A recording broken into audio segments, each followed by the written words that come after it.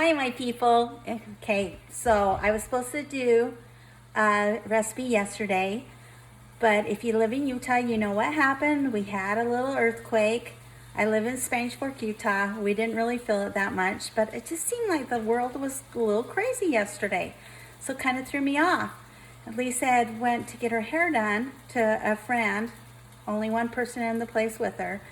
But when we were coming back, there was people lined up for gas. And yes, I fell into that thing with everybody else thinking that the refineries were closed down, and I went and I filled all my gas up. Yes, I had a crazy moment. So it just felt like the world was ending for a minute, but we're back on task and we're great. So I hope everything's good with you guys. I hope nobody's sick in your family and everyone's getting a kind of a new normal. Anyway, so tonight we're making a family favorite again. It's hamburger gravy stuffed French bread. Now, if you don't have French bread at your house, it's totally fine. This gravy can go over rice or mashed potatoes or even a slice of bread. It's really good and we've loved it forever. Okay, so our family calls it shiz on a shingle. I think we got it from my father-in-law. He was in the Army, and I think that's where they came up with the name. My kids love to tell their friends that they're eating shiz on a shingle, but all it is hamburger gravy. So anyway, let's get started.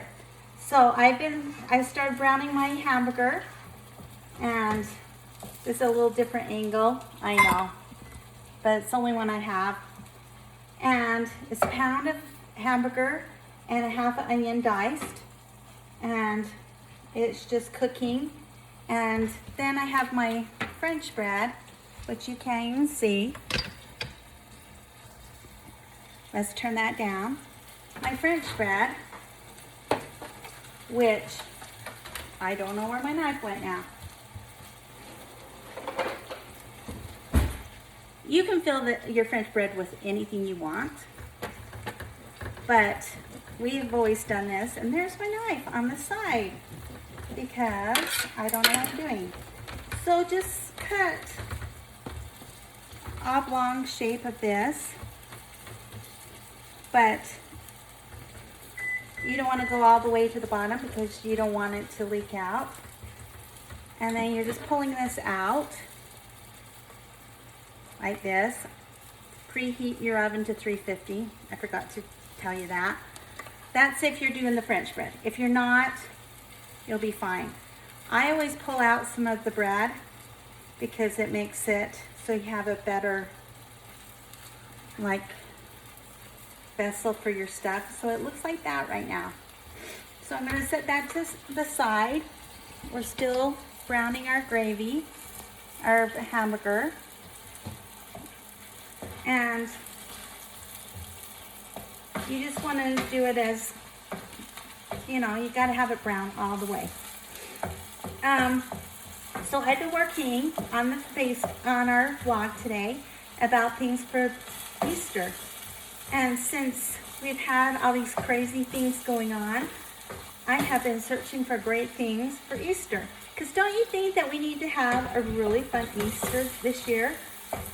We just canceled our spring break reservation, which makes me really, really sad because we don't usually ever plan anything. And this year we told Lisa, who's our 17-year-old, we're going to California, we're going to the beach. We had a house on the beach.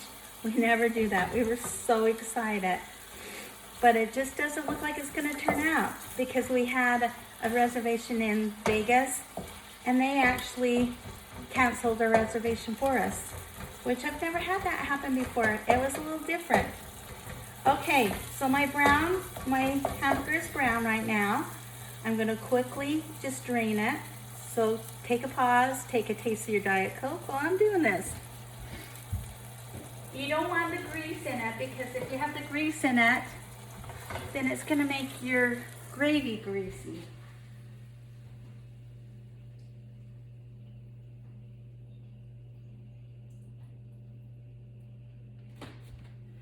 Okay, make sure it's in little chunks.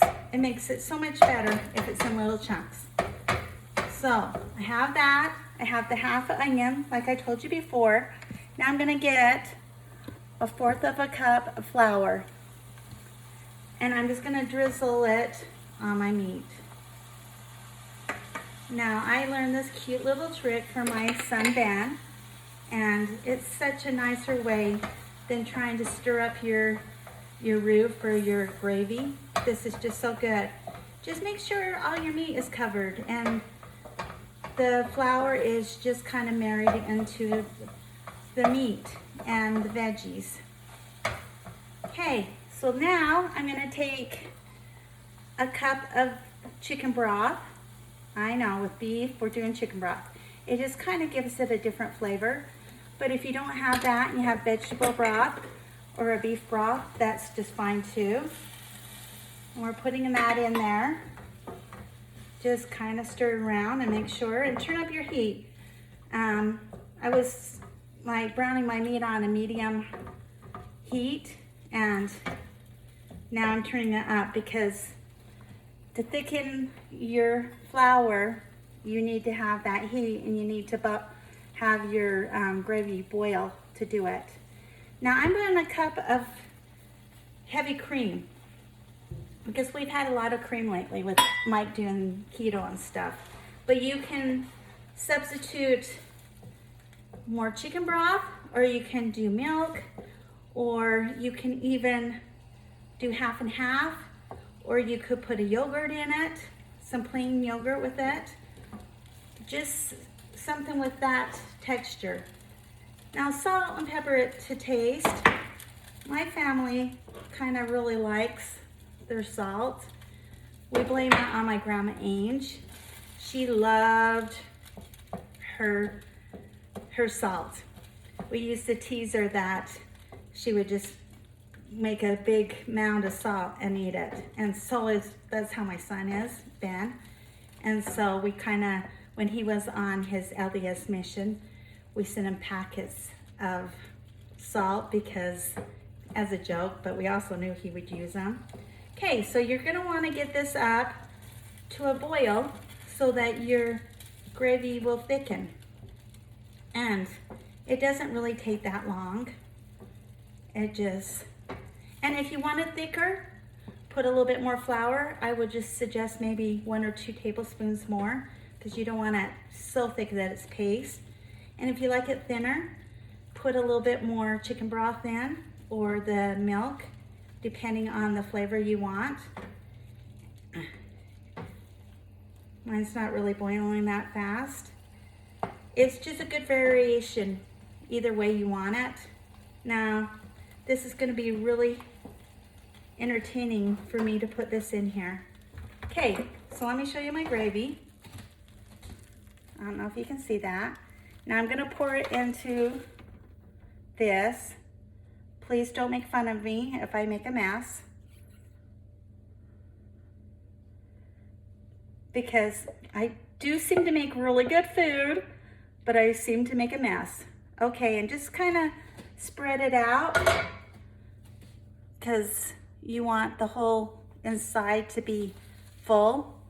And then whatever your favorite cheese is, we like mild cheddar on this, but mozzarella would be really good. Or you could put some Parmesan and mozzarella, and that would be delicious. I would put a lot. So I'm thinking it's about 1.5 cups. And that's about it. That's your whole recipe. Now you're gonna throw it in the oven for 30 minutes and let it cook. It's gonna melt your cheese. It's gonna make all the sides all crunchy and delicious. And then once you get it out, you just slice it like you would regular like garlic bread, and you can serve it.